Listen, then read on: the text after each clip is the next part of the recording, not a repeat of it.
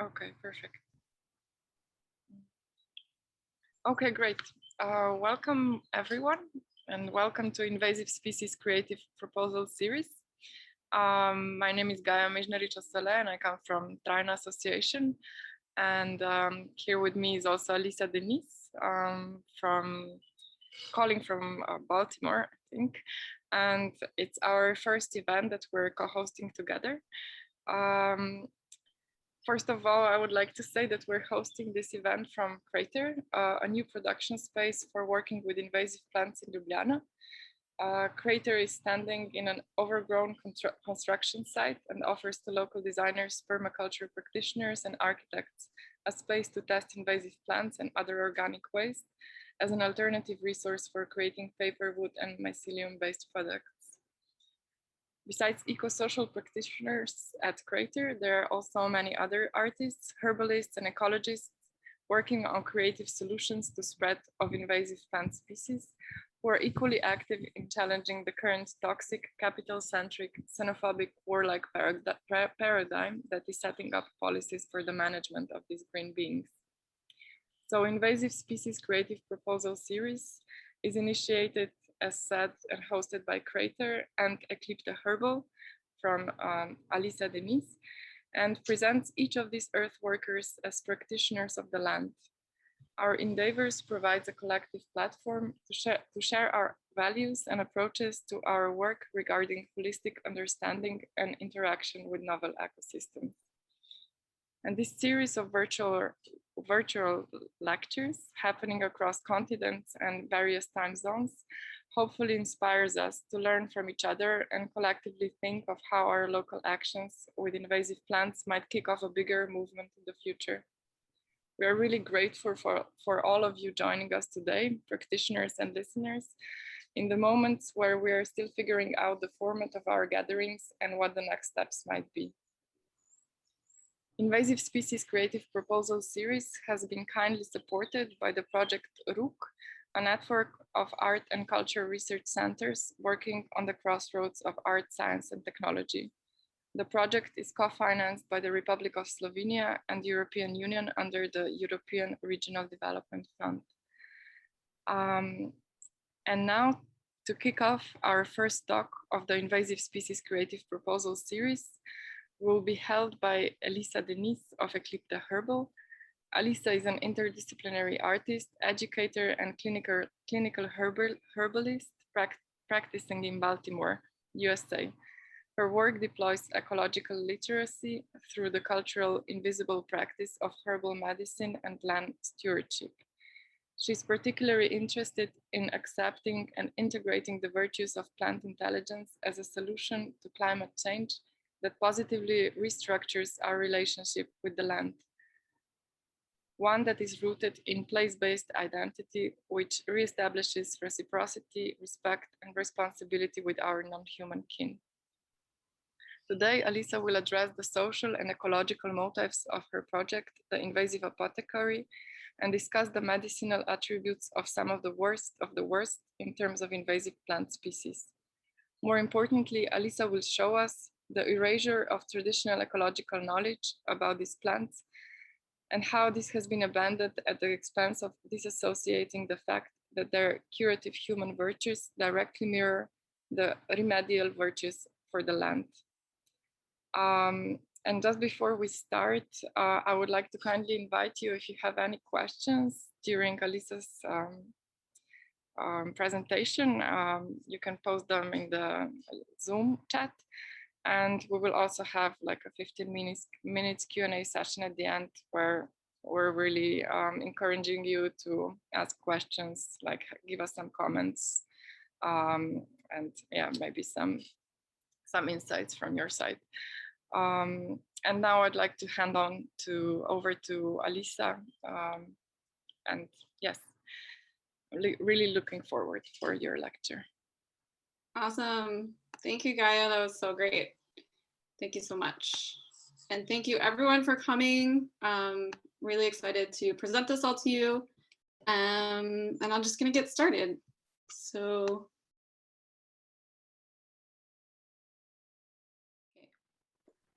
So let me just put this down at the bottom here. All right, so the invasive apothecary.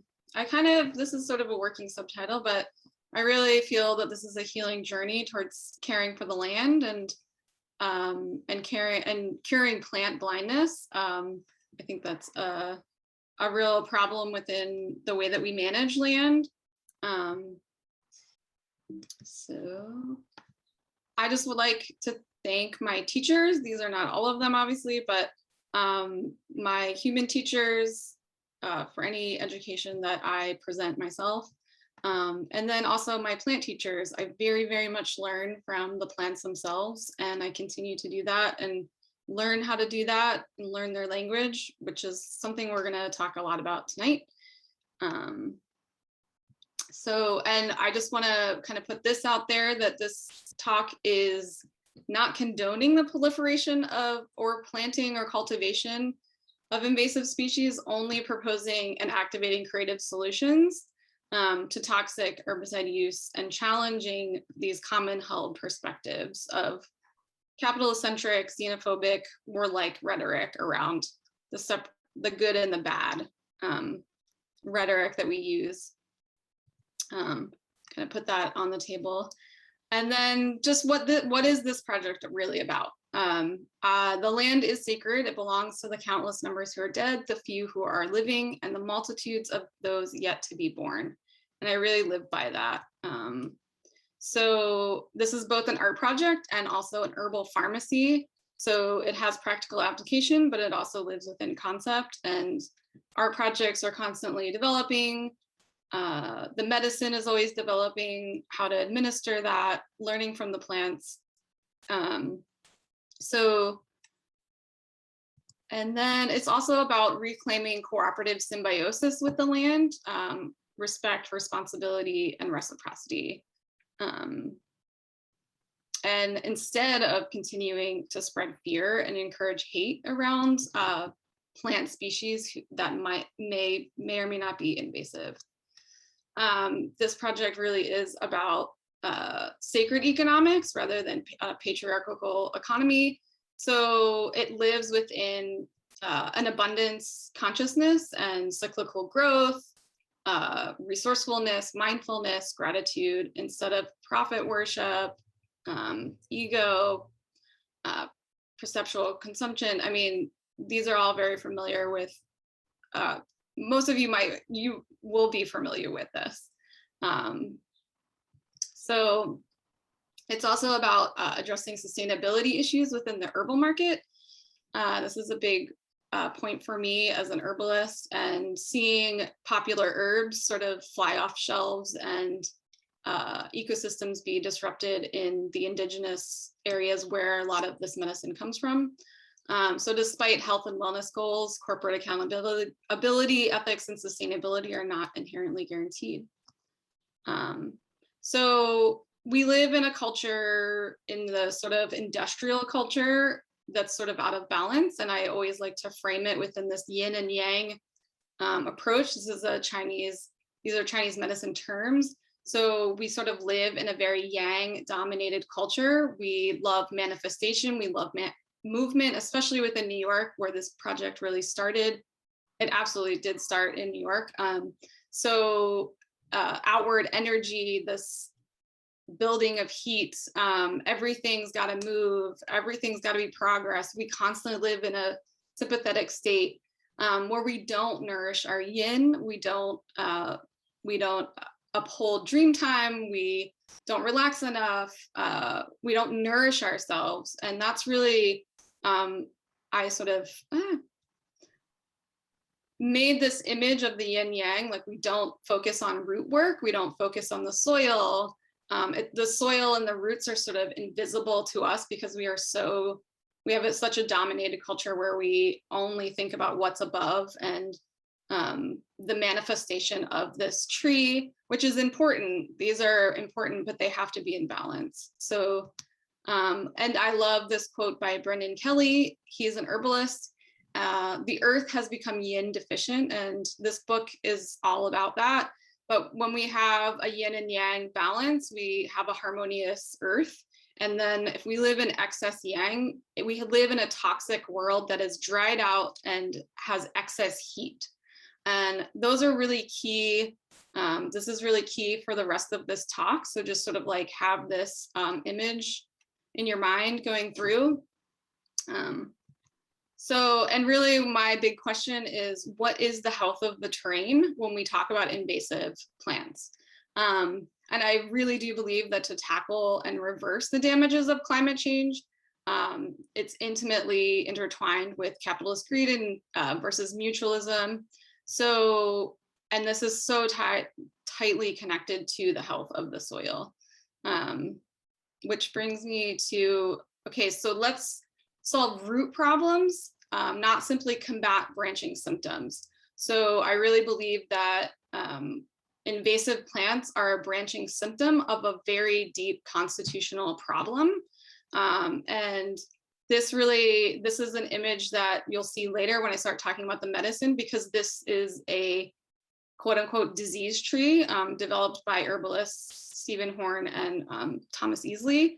And so when I meet with a client, I talk to them about their constitutional health. So do they have nutritional deficiencies? Is there physical trauma? Because these will manifest within the body as, hay fever, asthma, cancer, heart disease, these types of things.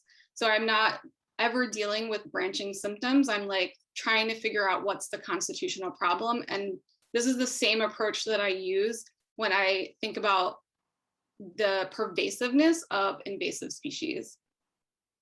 So what is an invasive species? Is an introduced species that is not native to a specific location and that has a tendency to spread to a degree believed to cause damage to the environment, human economy, and human health. But within this talk, I really like to kind of define what does this definition mean by believed, and also damage to the environment, human economy, and human health. I want to take a deeper dive into that because it can be really one-sided. And so what are some of the common held beliefs about invasives is that they compromise biodiversity, cause harm to the environment or human health, choke out native species, compromise soil integrity, they poison the soil, interface with industrial agriculture, modern industry, interfere, sorry. And non-native plants are somehow the only invaders.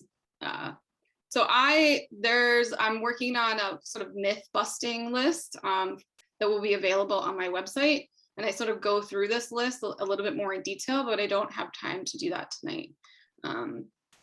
So when people see some things as beautiful, other things become ugly. When people see some things as good, other things become bad. And this is the Tao Te Ching. This is ancient wisdom from China that I love. So what are some of the plants that we're talking about? This is actually a list that comes from the New York Parks Department. These are the worst of the worst in terms of invasive plants in the Northeast. A lot of them are applicable to where I am in Baltimore, but they are all food and medicine. These plants come with cultural histories that go back thousands of years. Let's see. I think that's all I wanted to mention about that. So other definitions and perspectives from scientists, government agencies, land managers are these awful words: thug, nasty, useless, nuisance, aggressive. They cause infestation, they're bad boys, they terrorize. And this is a very, I think, demeaning and destructive terms. So Brendan Larson, he sort of also is involved with doing this paradigm shifting, but he really believes that these kind of metaphors that contribute to social misunderstanding and charges of xenophobia, but also loss of scientific credibility. And I absolutely agree with him. So since 2019, the US uses 1 billion pounds of pesticides each year, and approximately 5.6 billion pounds are used worldwide. US spends 120 billion every year in damages, eradication, and prevention of invasive species. The US pesticide expenditure at the producer level totals 9 billion. And who pays for this? We do, the taxpayers. So I think it's really important that we talk about what we're paying for as law-abiding citizens, and we are actually paying to toxify the land around us, and most importantly, within public parks. And there was an article in 2000, so this is important to mention, especially for New Yorkers, that they did ban pesticide use in New York City, which is amazing. And I just hope that other cities follow suit. And this initiative really started from a couple of children in elementary school, which is awesome. So glyphosate has now been proven to increase the risk of non-Hodgkin's lymphoma by 41%. And these toxins contribute to autoimmune, neurodegeneration, infertility, leaky gut, heart disease, and lots of others. And these are conditions that I see. I see people with these conditions, and I myself have endocrine disruption, and these may or may not be from pesticide use specifically, but these are toxins in our landscape, and we just don't need to further toxify our land intentionally.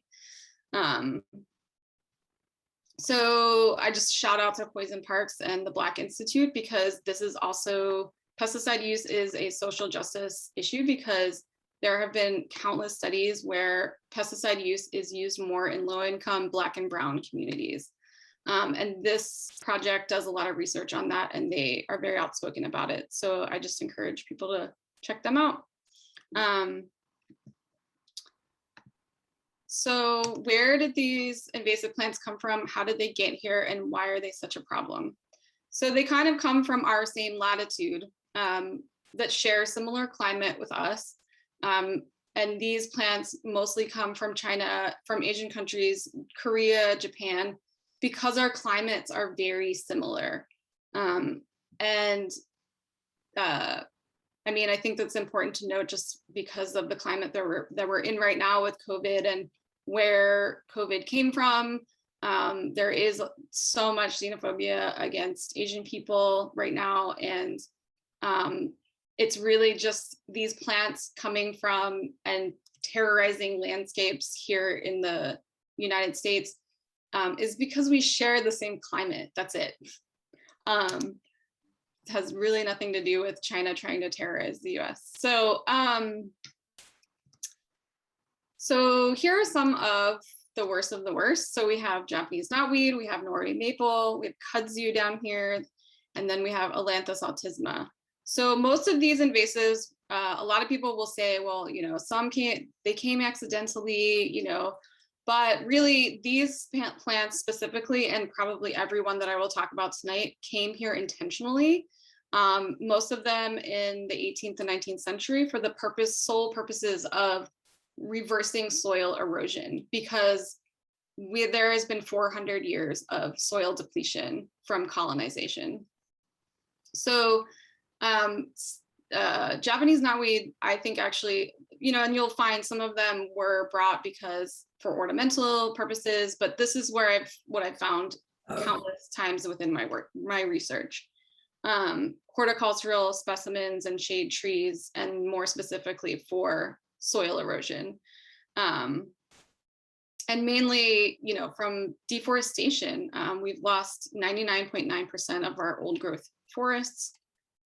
This is absolutely devastating for ecosystems.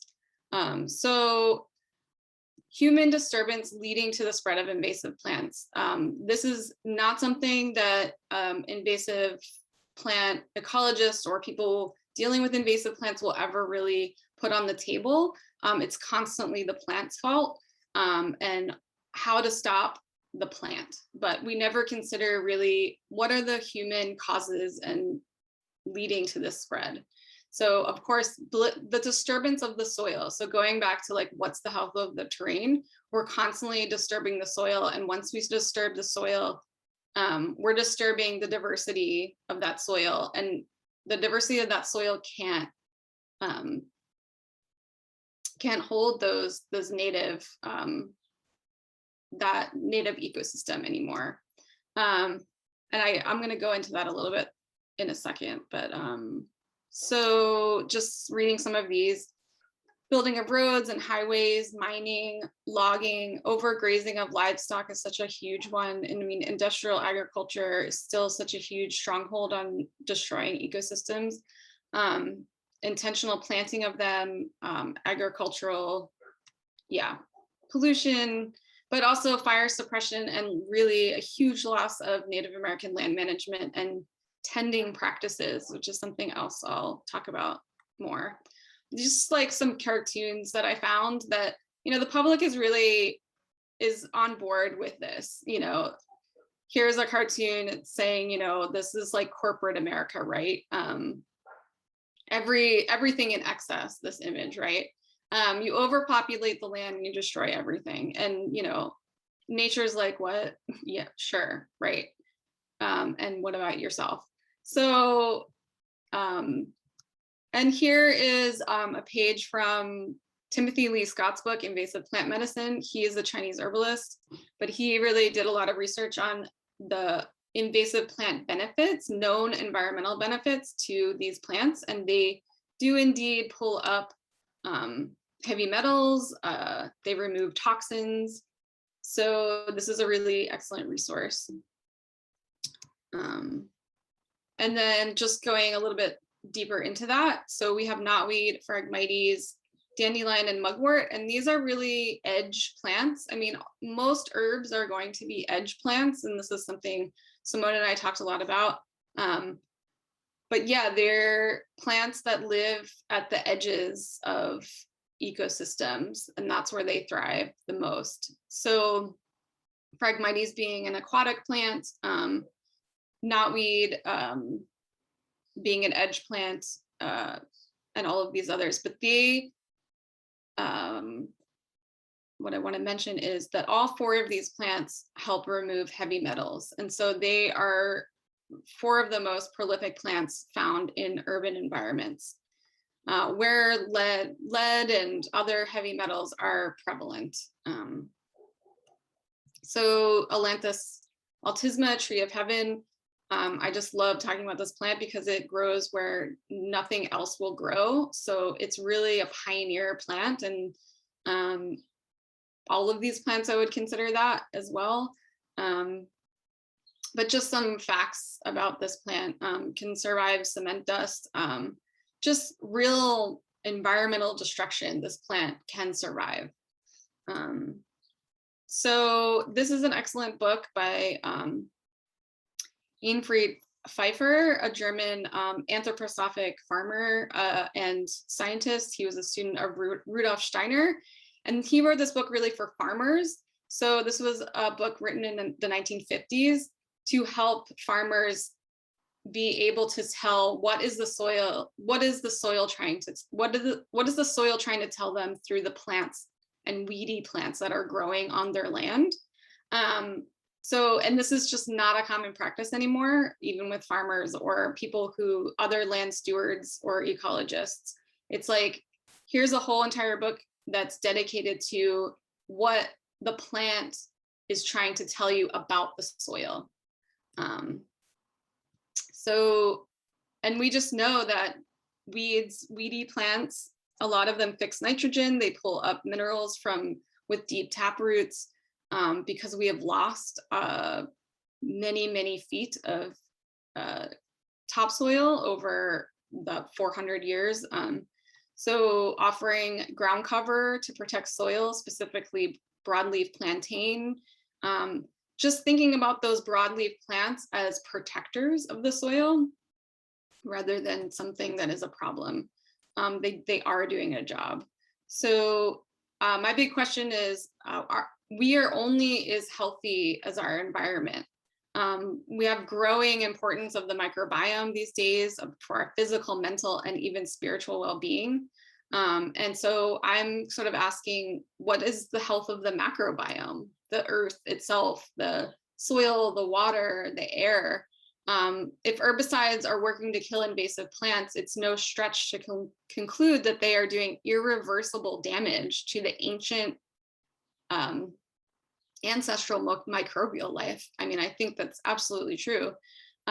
So I love the Urban Soils Institute. You guys are probably, most of you familiar with Urban Soil Institute. They just have wonderful facts about soil, and that I think it's really just important to note that 1/4 of our planet's diversity is in the soil, and it's non-renewable in our lifetime. So once that soil is disturbed, you have disturbed the ecosystem itself, for other life to thrive. And that's just such a huge part of what I try and press upon people when we're talking about, why is this plant thriving here so much, and why is it taking over, and why is it so? Let's really look at the soil. So here's just like a picture from my neighborhood. So one neighbor had a community garden. They had 3 feet of compost, but now it's grass because they just didn't want to do the community garden anymore. But here's the grass that grows in there now, versus my other neighbor who does cyclical sprays of chemical herbicide. I mean, this is just a clear image of how we're just starving the land. So I love this quote by Sherry Mitchell, Native American lawyer, teacher, activist, from the Penobscot Nation.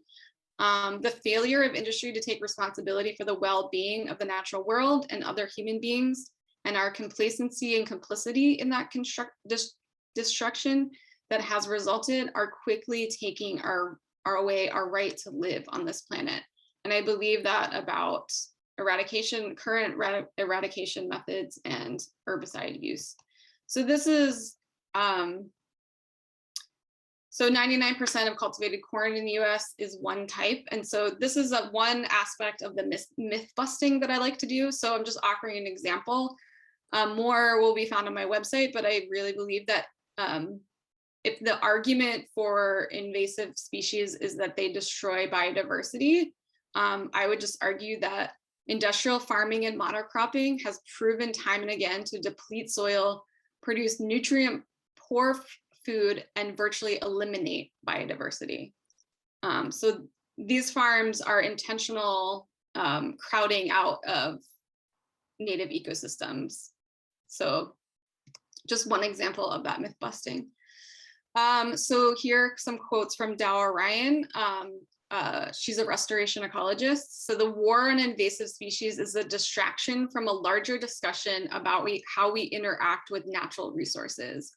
Native plants were and are relics of intentional management. And that's so key, intentional management, not a warlike, not a warlike action on the land. So this is Nicholas Rio. He is a citizen of the Sault Ste. Marie tribe of Chippewa in Michigan. And he is an ecologist and an environmental studies professor at Dartmouth College. I just love what his work is doing, because he says an approach that is rooted in kinship would say that we need people to spend more time in these places in order to foster deep, meaningful relationships with the land. And I think his quote of just spending more time is really, really key. A lot of invasive removal is like this, just pull it all out, plant those natives, let's go to the next spot. It's not a reciprocal, responsible, it's not giving respect to the land. It's just demonizing plants and demonizing non-natives, basically. And I think this is really ironic that here we have a native person to this land speaking about how to have kinship and reciprocity with invasive plants. So he works a lot with invasive cattail, which is why I put the picture there. And he really believes that this is how we need to be mitigating invasive species, is to focus on indigenous approaches to invasives. So I'm following suit. So this spending more time, I really believe involves a multisensory engagement. And so a lot of this project has a lot to do with that. So this is why it falls under art project, but also herbal pharmacy. So we're really just trying to capitalize on how we can get all of our senses involved to really, I mean, I really believe that a multisensory engagement with the land will provide all of the answers that we need for the ecological challenges which we have. And pesticides and industrial pollution simply just keep us from doing this and having this one-on-one individual engagement. It cuts us off. It's all about separation, and it's not about having human involvement that involves kinship. And this goes with what I just said, but we have to think of ourselves as necessary keystone species in an active process of control of these kinds of prolific plants. So harvesting the very parts of these plants used as medicine could exponentially increase the efforts spent on controlling their spread. And I will highlight some of that when I talk about the medicine. So to preface this next section, as I go into the medicine, I just really want to acknowledge that plant intelligence is something that the scientific world, as well as, you know, any other ecological realm, it's something that people are really thinking about and doing a lot of scientific research on. It is indigenous knowledge from all over the world. This is accepted knowledge that plants they are indeed intelligent. There's no question there, but finally we do have this cause being taken up by scientists. And here's just a few of those books. One of which is by an indigenous person, Robin Wall Kimmerer. So thank you for her. So this is a quote from Yulia Graves from Language of the Plants. Freed from all cultural superimpositions and what we prefer to believe, plants are patterns of unfolding energy that we can detect with our senses, with colors, shapes, and tastes, taking a predictable and distinct course of coming into being, exciting and fading away. As witnessing bystanders to their mysterious dance, we are invited to listen to their song beyond concept, and will not receive their secrets for as long as we try to make them march to our tune. So here we have poison ivy and poison sumac, both native nuisances.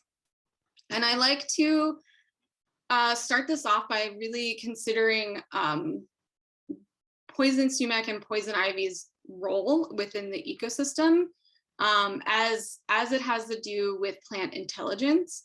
So I really just like to ask, have we ever really deeply thought about poison ivy and poison sumac as protectors of the land? And maybe even multiflora rose and other brambles, other thorny plants in a similar way. Because these are keen reminders to humans that we need to be more aware of our environment. We need to watch where we walk, watch what we touch, who can enter and who can't. So there are some people that are allergic and others that aren't. So I feel like poison ivy and poison sumac, they're really taking a role of almost a bouncer of the land. And I really feel like this frames how I think about this entire project, is that the plants are intelligent and that they are doing some kind of job that we somehow remain unaware of.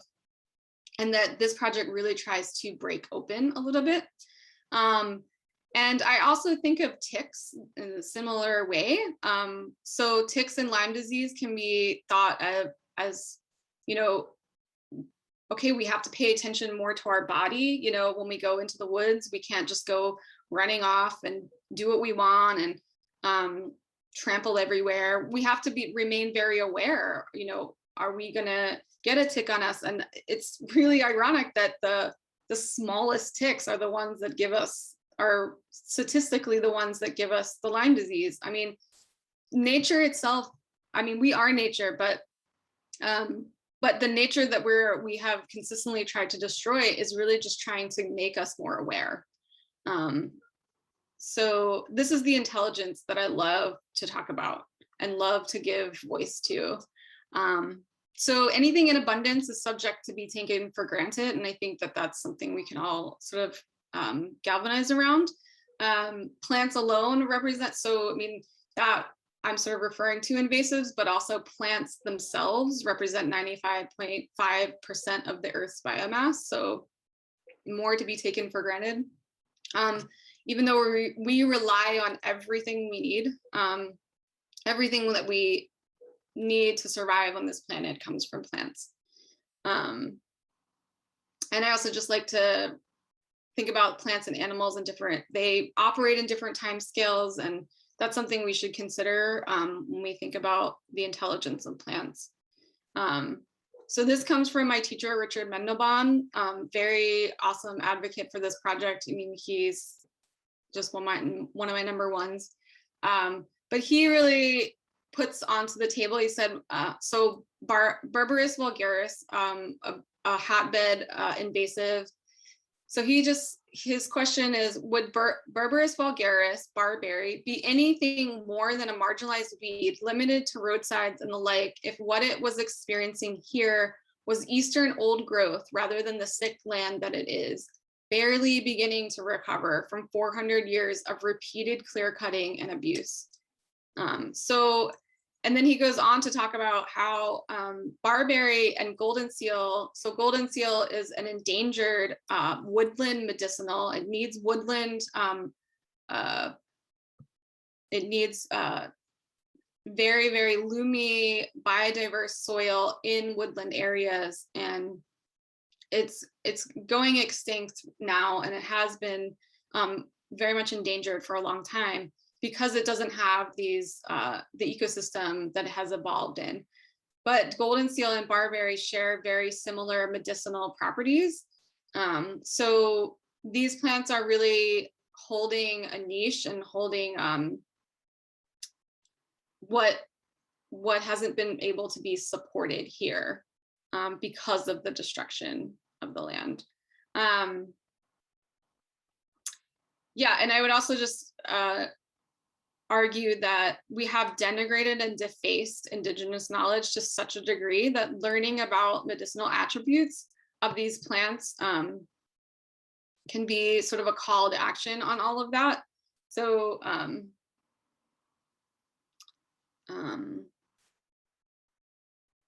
yeah, so we've lost that indigenous knowledge, and now here are these invasive plants that also come with their own cultural histories.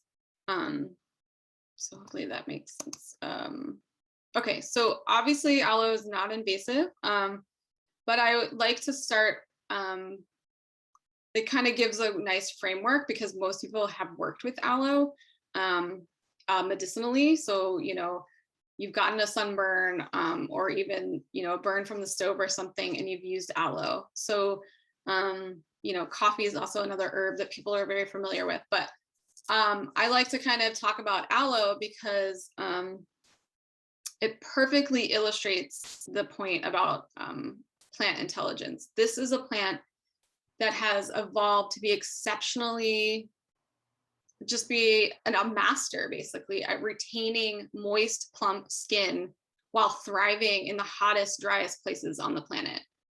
So this is plant intelligence. This plant, over many thousands of years, can survive in incredibly arid climates. And this is the gift that that this plant offers us, is that its evolutionary genius of being able to have moist, plump skin in the driest place can be passed on to us. And then aloe is also both astringent, and also moistening. And those are two things you cannot synthesize within science. You can't have both. You have to have one or the other, or at least I have not seen something do that. So this is like inherent, amazing plant technology that we ourselves cannot replicate. Let's see, anything else I wanted to mention? Yeah, so hopefully that's, so just another example. Oops. So this is couchgrass, so listed by the USDA as invasive. This actually came from an article from the Times, so also invasive in England, but I just like the little subtitle there. Couchgrass looks relatively benign, but can be a menace. But finding this in an urban environment, so going back to this yang dominated culture and environment, urban areas are yang dominated. So there's very little, so the soil is not exposed, it's covered with concrete. These are hardened places that, you know, life can't thrive as well. So there's like constant water runoff, so that becomes dry. You know, the sun beating down on concrete reflects back into the surrounding environment, creating, you know, this heat sink. So couchgrass thrives in urban areas, and specifically look in this concrete crack, because it is cooling. It's cooling and moistening and soothes, but also breaks up hardened places. But this is exactly what it does for the body. So couchgrass is a diuretic. It helps flush the kidneys and the bladder. So this is literally a visual image of what it is doing to this concrete. It is trying to flush this out because we want to nourish the soil. This is what nature does. This is what plants have evolved to do. Couchgrass has the ability to break up kidney stones. So here we have, you know, concrete that can be thought of like a kidney stone. So, you know, if you have a kidney stone, you have dryness, you have hardness, you need to be able to bring softness, and you need to be able to bring moistening aspects to be able to flush that out. But this plant also soothes irritated membranes. So as you're passing a kidney stone, that is very helpful. So, but it also, couchgrass helps open passageways to allow the water through. So it can help treat benign prostatic hypertrophy. So that's prostatic enlargement. So anywhere where there's irritation and obstruction in the body, so it really helps deal with heat. So this like yang dominated heat in an urban area, but also heat within the body. Heat from and overheat from the body can come from overwork. When you overwork yourself, you dry yourself out, and dryness brings heat. So hopefully, I'm using a lot of Chinese like 5-element theory in this, but hopefully the way that I'm talking about it makes sense. So, but also couchgrass is high in mannose, which is noted to prevent bacterial adherence to the bladder wall. So there's antibacterial properties as well. So just some of our common dandelion, violet and dandelion. This is actually a picture from my backyard on the left. So I have a concrete slab, and violet so when a plant flowers, that plant is happy. So, but here we have violet on the right, and this is violet really thriving in its natural habitat. So this is a moist, damp, shaded edge of Prospect Park where this picture was taken. So the leaves are larger, they're standing more erect. This is early spring, so the flowers are not out yet. Could have actually been after the flowers were done, but my point here is that that violet will bring their wonderful medicinal attributes to these hardened places. So violet is used to moisten and bring water and flow to hardened places. So even though this plant is happy where this plant is, I think it's just incredible that violet's like, here I am. I prefer these very loomy, rich soils, but I'm here to help.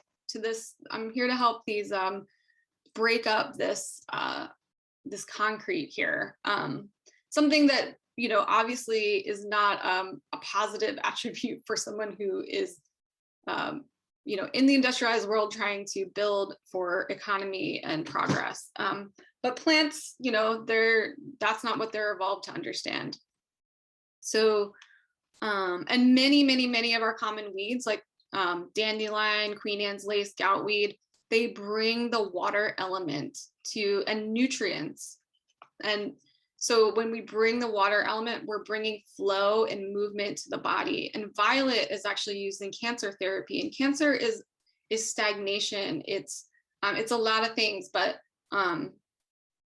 we have stuckness. We have something that has our body has not been able to clear, and that can be because there's thickness of the blood. There's the lymph has an overload, a toxic overload, or something like that. So violet is a wonderful lymphatic, but let's see, also a good blood purifier.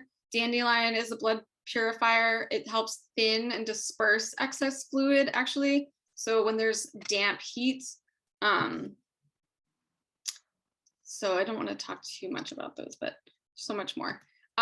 So we are not a part of nature, we are nature. So when I talk about aloe and when I talk about violet and the rest of these plants, it really, when I do this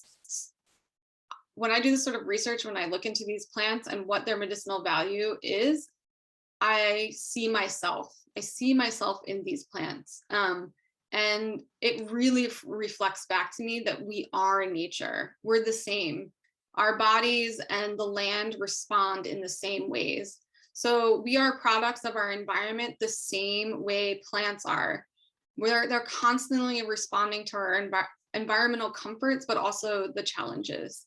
And that's why many herbalists will say, you know, the plant, the herbal medicine that you should be taking is the one that grows closest to you, because you share the same environment and you're sharing the same comforts and challenges. I think that's all I wanted to say. So back to the disease tree. Just want to put that back up there. So before we take a deeper look into the medicinal qualities of other invasive plant allies, just, you know, remembering that we're dealing with constitutional imbalances. So, and also putting this out there, I would never, ever harvest or consume invasive plants from toxic sites. That goes for any plant. So I really advocate just learning the land. It's not a grab and go situation. It's not a just identify and, you know, what can I use this plant for and what can I use that plant for? It's really learning the environment, and it's just vitally important, and it can take years. It's not fast.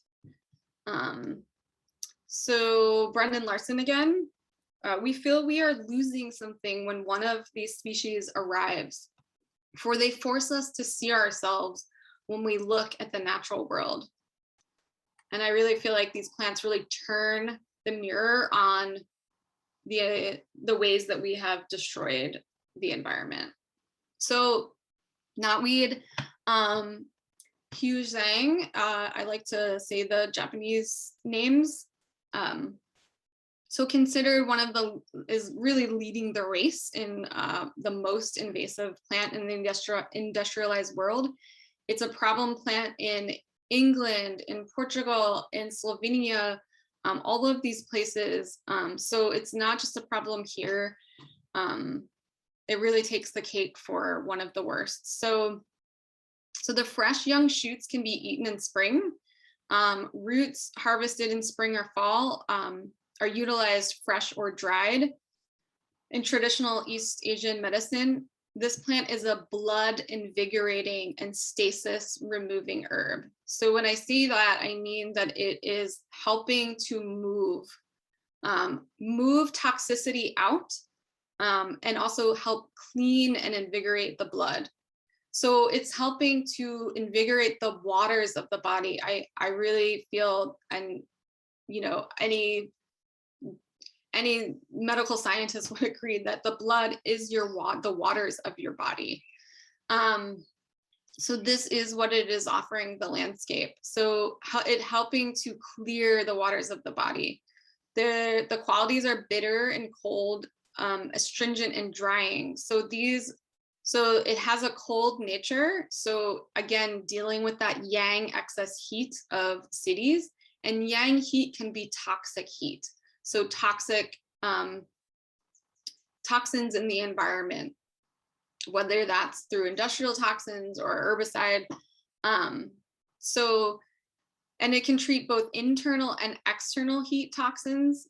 So it can deal with pathogenic factors, so infections and things like that. And most blood invigorating plants will be aromatic plants, but however, this plant is very cooling.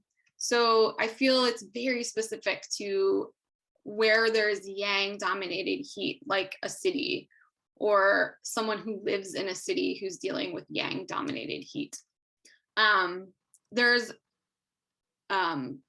the root itself is what is used traditionally as medicine. So right here, and dealing with a lot of liver heat. And when we think about the liver eliminates toxins in the body. We have phase 1 and phase 2 detox in the liver. So our liver is really that helper to really being able to eliminate whatever might harm us. And so this plant is specific for the liver.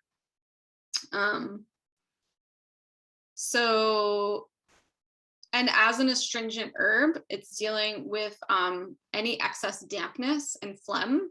So anything where, the waters have settled and become toxic and become high in pathogens that can create more disturbances. So just thinking about, where did Japanese knotweed come from? It evolved on volcanic rock in Japan. And this is where the medicine comes from. If a plant has evolved to break up hardened places in heat and dryness. So this is why it can bust through concrete, because it has evolved to do that over thousands of years. So the medicinal qualities being cooling and blood stasis removing. Just think about blood stasis removing because it's breaking through concrete. It's breaking through volcanic rock. So this is in the DNA of this plant to be able to do that. And this is what it does for the body. This plant can also be used to treat gallstones. And then these bottom pictures here are taken from Highland Reservoir in Queens. And so here's a pile that was trying to be eradicated by the Parks Department. And then we have Jackie Robinson Highway back here. And this site is full of lead, high lead, from the days of leaded fuel and cars passing this highway. So, and here we have not the same pile just a few weeks later. This plant is prolific. So just food for thought is that symptoms of lead poisoning in humans are pain, constipation, learning disabilities, slow growth, headaches, fatigue, loss of appetite. These are all signs of blood stasis. So, and when we have irritability and pain, that's blood stasis as well. So just like thinking about the land being, harboring this lead and wanting to heal themselves, the land itself wanting to heal themselves. So, is it possible that, the proliferation of this plant specifically being able to try and pull that lead up and out and move and be able to restore the soil? And as we know, lead is not easily removed. You have to actually do the work to do it. It doesn't just go away. So this is just a project that I did with Candace Thompson. with why am I not forgetting? So this is a class of high schoolers, and we just did some dyeing with knotweed. So this is just one of the things, many artistic solutions that we can employ. So we made native bee houses from the hollow shoots. So this is just, you know, showing the food where we have the tincture, and also Andrew's New York City honey. This is actually from Prospect Heights, and you can tell that these bees fed off of knotweed because of the dark color of the honey. That's the buckwheat family. So knotweed is in the buckwheat family, and any plant that bees harvest honey from a buckwheat family, the honey will be darker. That's my point. So.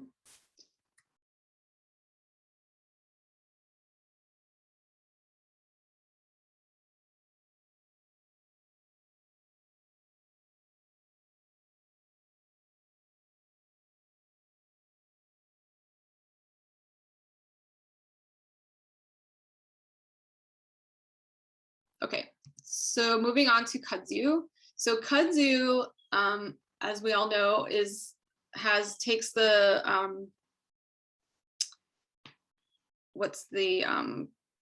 people call it the plant that swallowed the South.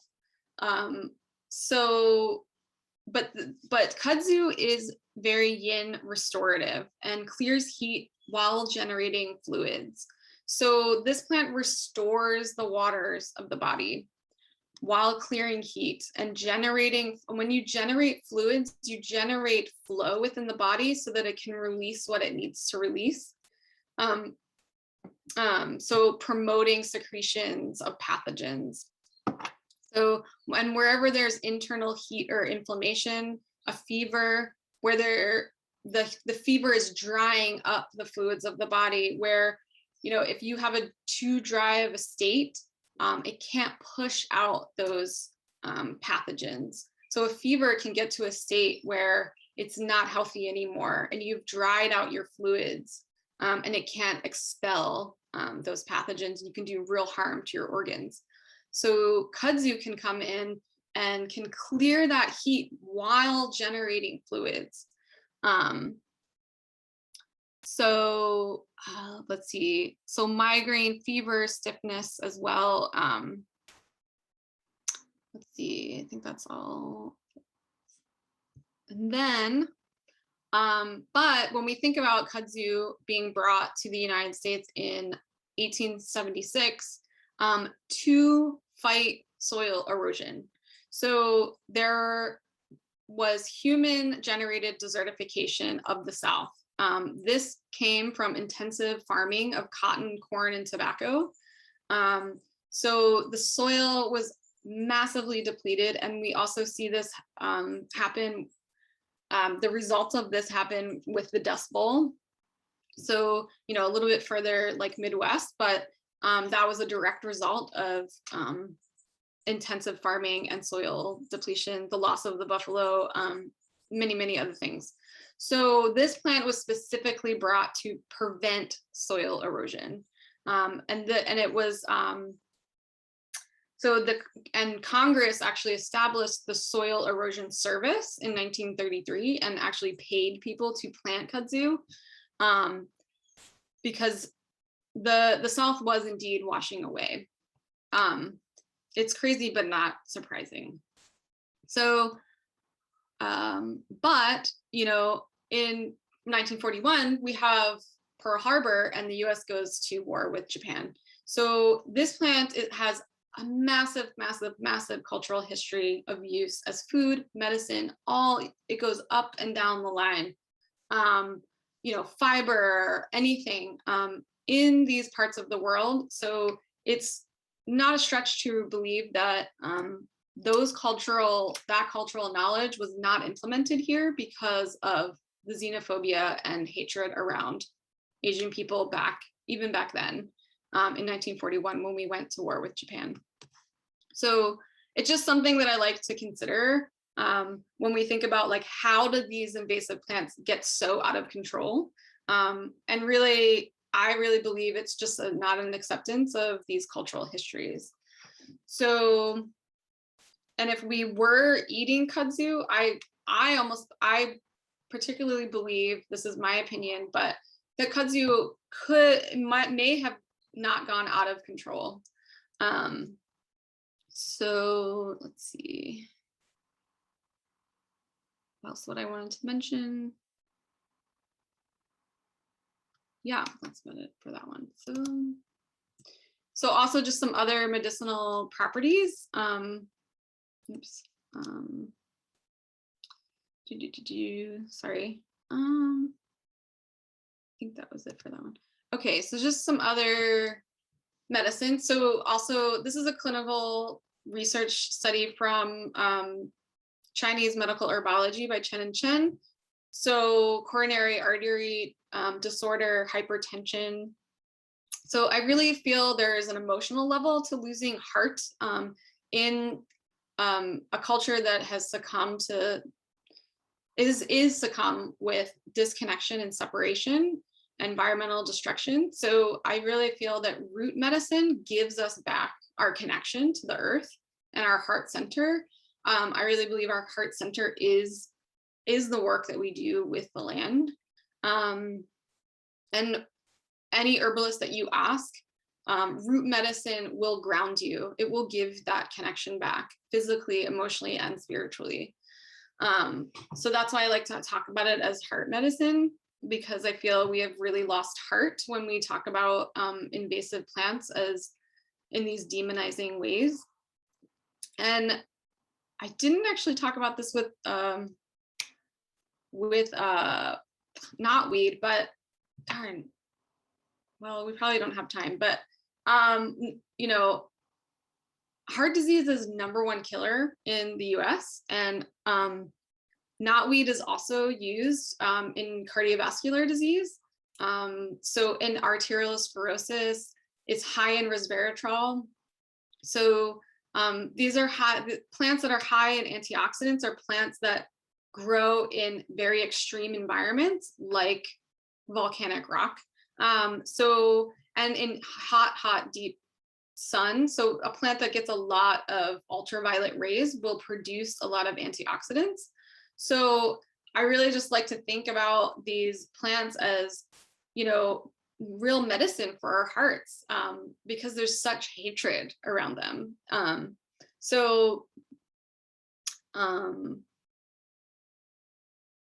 Yeah, one other. So I find it interesting that a plant that is so hated by humans could be an antidote for heart disease, both kudzu and Japanese knotweed. So this is also just, again, like that note, like food for thought. So here's some cultural, you know, I just like to list, I mean, I could put like a million pictures of what Japan, Korea, and China do with kudzu.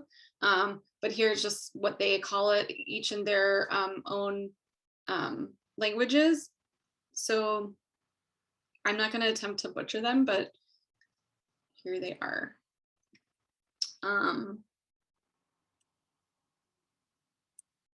Heart disease is #1 killer in the US, and knotweed is also used in cardiovascular disease.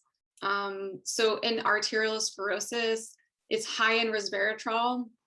So these are plants that are high in antioxidants, are plants that grow in very extreme environments like volcanic rock. And in hot, deep sun. So a plant that gets a lot of ultraviolet rays will produce a lot of antioxidants. So I really just like to think about these plants as, you know, real medicine for our hearts, because there's such hatred around them.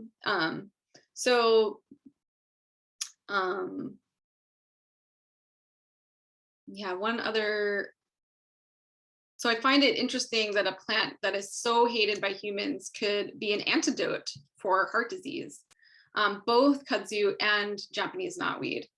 So this is also just, again, like that note, like food for thought. So here's some cultural, I just like to list, I mean, I could put like a million pictures of what Japan, Korea, and China do with kudzu. But here's just what they call it, each in their own languages. So I'm not going to attempt to butcher them, but here they are.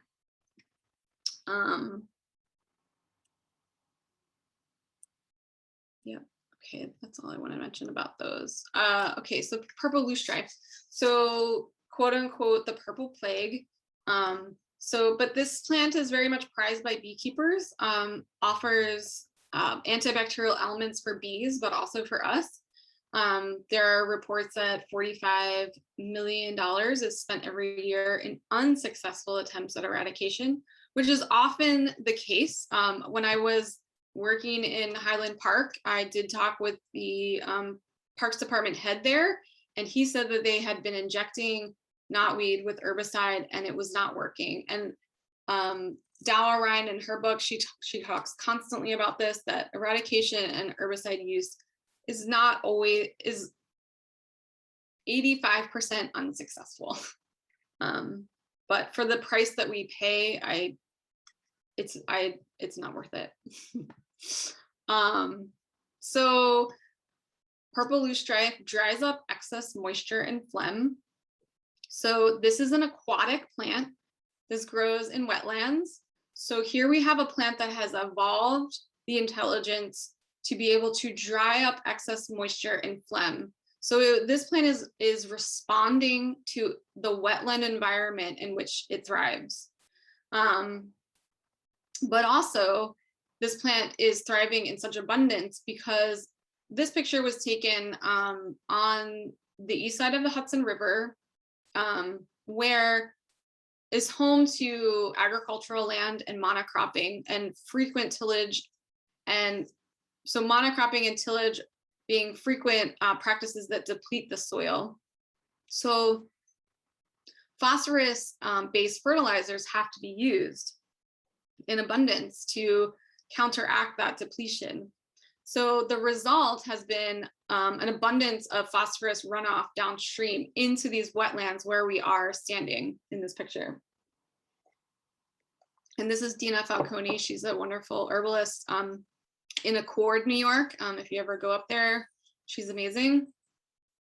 So, so this is where, so we're finding loosestrife in these wetlands that are downstream from these monocropped farms, and farms that have been monocropped for decades, for long periods of time, and not been rehabilitated, or nutrients, deep nutrients has not been replaced. So, okay, some other medicinal properties. So yeah, as I said, just this plant being an expert at drying up excess moisture, but when we have excess moisture, it's prone to microbial overgrowth. So this plant also has antimicrobial properties. So the plant evolving to have those properties to protect themselves. So, and within that, this plant also can clean pandemic infections and leach out toxins. So this is what this plant is offering the land, but this plant is what it can offer us because we are nature, right?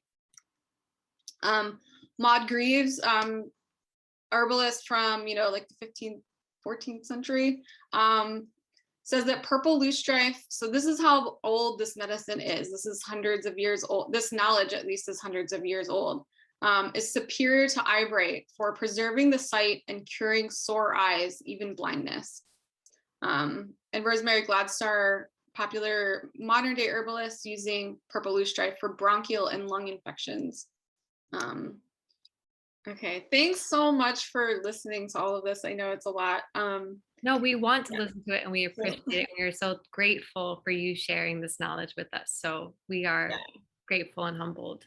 Awesome. I am humbled by your ears and your attention. So thank you. So yeah, so let's continue with loosestrife. So here we have loosestrife on the left. On the right, we have eyebright. So eyebright is a native plant that is currently endangered and has been endangered for a long time, and mostly because of climate change specifically. This plant is found in alpine and subalpine meadows where snow is common. So we don't have very much snow these days, or just, in the last couple of decades. So this is really quintessential. Yeah, so when climate change, polar ice caps receding, and the disappearance of native habitat like eyebright start to happen. So this is just one example of that. So yeah, we're really dealing with fundamentally changed ecosystems when we come in contact with invasive plants. And like we said before, like I said before in the slide with human disturbances, I mean, it goes along with so much. So those human disturbances are a lot of the landscape challenges, but just the fact of bringing other species to this land changes the ecosystem, humans included. So humans bring their own microbial life, their own microbiome. So yeah, we really live in a fundamentally changed ecosystem. So loosestrife is really here again, like the barberry and golden seal, to fill a niche. So purple loosestrife can be absolutely used very similarly to eyebright, and we can take the stress off of harvesting the rest of the eyebright and use purple loosestrife as herbalists and those of us who use that kind of medicine. So and I love that both of these plants are used for the eyes, to clear the eyes. And I've seen in poetry and in other references where eyebright is, birds use eyebright to clear the eyes of their babies when they have fungal infections, when they've been sitting in the nest. So yeah, I mean, this abundance of loosestrife is really, I feel like, a call to action to adapting clear vision towards this ecological understanding and restoration. So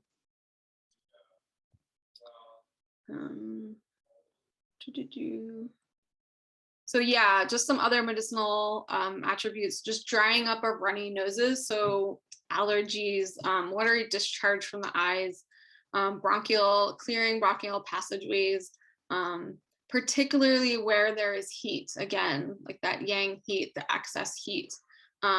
So when there's pain and burning, sneezing, so both like the aloe, both being astringent and moistening, loosestrife is that way as well. So we can tighten, by astringent we mean like tightening the tissues, so that if you do not have tight tissues, that's where bacterial overgrowth can start and where pathogens can lay within the cells and the tissues. So we want to tighten those membranes so that things can move and the body can push out what is harmful. So useful for wet coughs. So a cough that is like has hoarseness, congestion in the sinuses, the burning of your eyes. And again, like I said, there are microbial properties. So often herbalists use this for things like bacterial vaginosis, but also leaky gut issues. Again, if there's leaky gut, you need astringency to bring that gut tissue back together so that you can develop a nice microbial population within your gut to help process your food. So and then there's also antioxidant properties. These purple flowers are responding to that ultraviolet light, and there are antioxidant properties within there.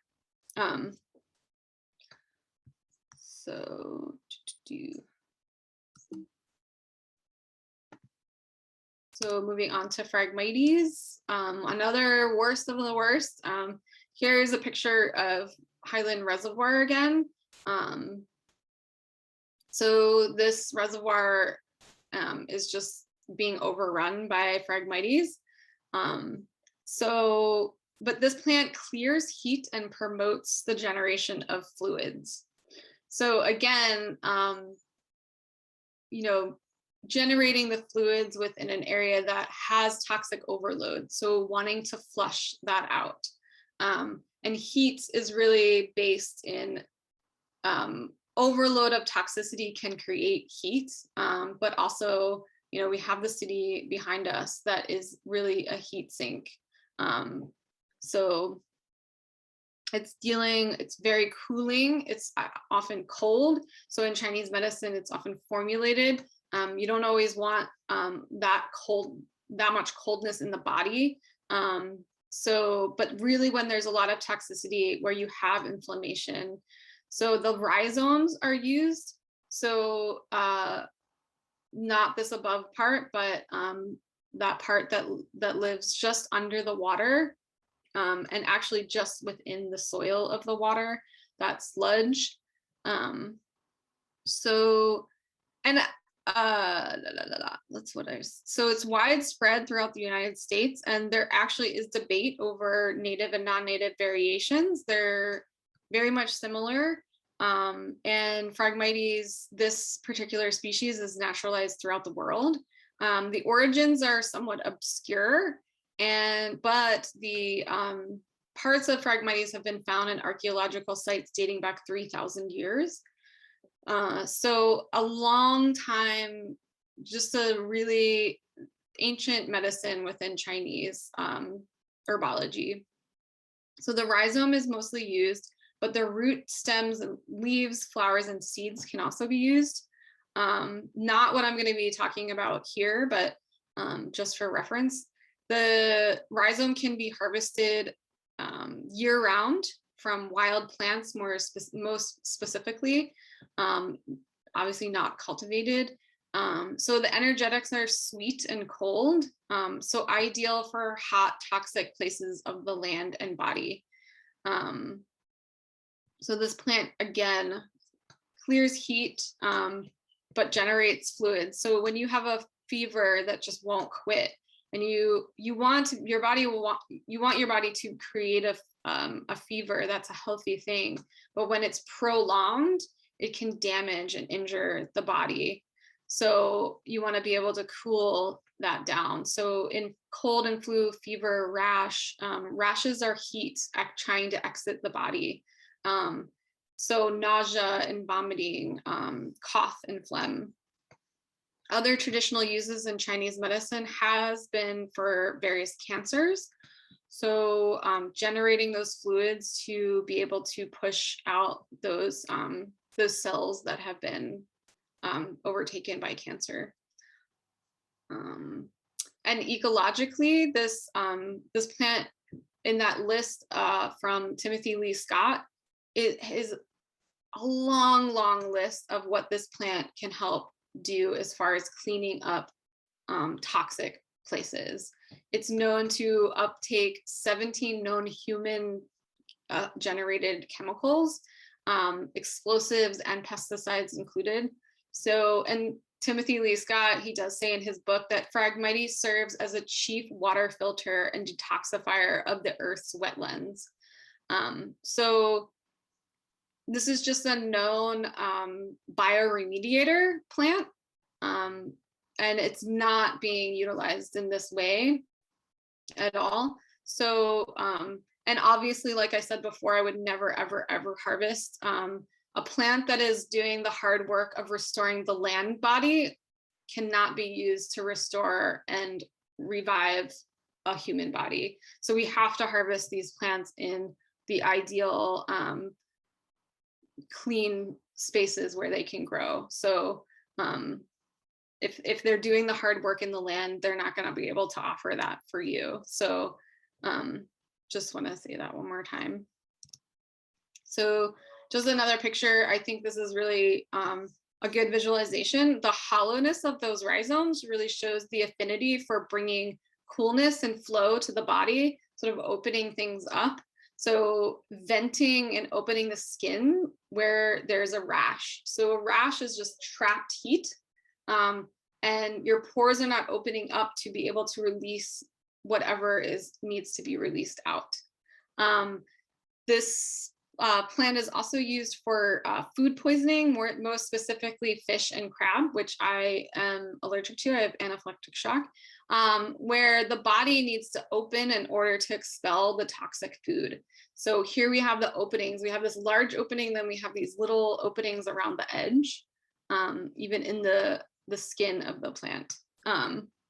So also where there's lung heat with dryness, to open again those passageways of the lungs, like, you need to have your lungs open and the passageways clear. So when heat attacks the lungs and it damages the yin, so your yin waters, like keeping it cool and moist. So that can be seen with thirst. So that's dryness and, dry mouth, things like that. So that's when you have dryness, and heat is when that happens, like pain or dryness. So chest congestion can be dryness where you need to expectorate. Let's see. That's all. All right, so honeysuckle, this will be like the last one. So honeysuckle, also a cooling plant, even a cold plant. So also really great for just summer heat, even if you're not sick, but you're just like sick of the heat. This plant is a great tea for that. So clearing heat at any stage, whether it's just the summer heat or you actually have a fever, or heat that's destroying the tissues of the body. And one of the most potent antiviral herbs we have. So here in the East Coast, we have a lot of heat, but we have a lot of damp heat, humidity. That damp heat brings pathogens with it. So we need plants that are antiviral and antibacterial. And this is such a great plant that has both that cooling, but also will help deal with any sort of virus or bacteria. So fever, sore throat, perspiration, someone who has a forceful pulse, that's heat in the body. Bronchitis, any sort of itises, that's heat. Tonsillitis, laryngitis, those are heat signs. Irritability, so cools, heat, but also where there's irritability and insomnia, so like someone who is a little bit more overactive because their heat is pushing them to do a lot of things, can create a lot of this just insomnia. You're up, so that's sort of like. And then the flower, so this is the part that's used as medicine, is the unopened flowers, which I think is really interesting because this is a part of the active control that the wisdom of the herbal medicine, even like the knotweed, you're pulling up the roots, which, this is how the plant spreads. So with honeysuckle, you're doing something similar. So you're preventing pollination or seeds from happening. This plant also spreads through rhizome and through the stems, but that's why I also included, so the stems are also used in Chinese medicine to clear heat and release the exterior, just meaning open the pores to release heat out. It's a little bit more mild, but just another use there. I also really love to mention that with this really long tradition, so the flowers of honeysuckle is Jin Young Hu, and then you have the same plant, same genus and species, but you have a different part of the plant, and the Chinese name is completely different. It's Rendong Chen.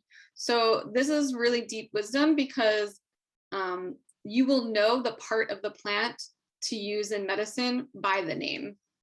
So this is just so wonderful for herbalists and anyone really wanting to learn the language of these plants. So there's just more knowledge within the name. here we have Ailanthus. Didn't want to go without talking about Ailanthus.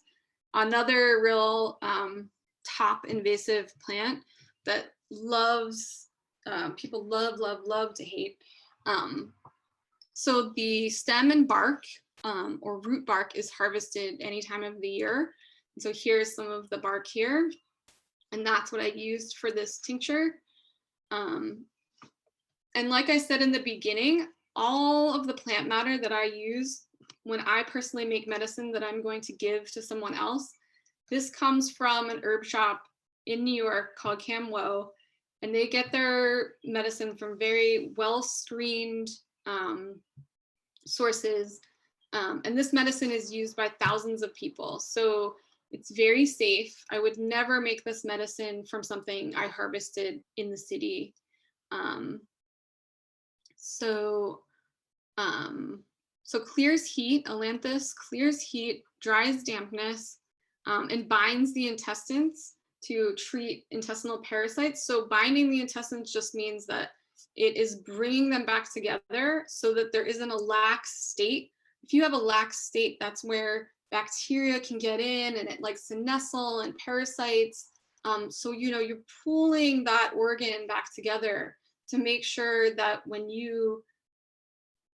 the waters of the body are flowing, can push out anything that is going to damage those tissues. And that can happen to your body through many different ways. You know, overeating or not exercising. I mean, you can get lax states from excess dampness, eating too much damp food. Too much sugar is a damp food, can create dampness. So all these things we don't have too much time to talk about, but so let's see, again, clearing heat in our yang dominated world. So it's bitter and astringent, even cold. So this plant would need to be formulated. We don't want to cool the body too much, but when we are in a state where we have vaginal bleeding or leukorrhea, so these are this is bacterial heat that we were dealing with. So effectively treats parasites and fungus. Let's see. And it also can be used as a wash or an ointment. I also want to mention that native or not, these plants carry histories of use and efficacy. So 3 of these invasive plants, honeysuckle, mulberry, and Phragmites, were used in the treatment of SARS and COVID in Chinese hospitals. Absolutely. So these are plants that are growing in our environment all around us. And they were used to treat COVID.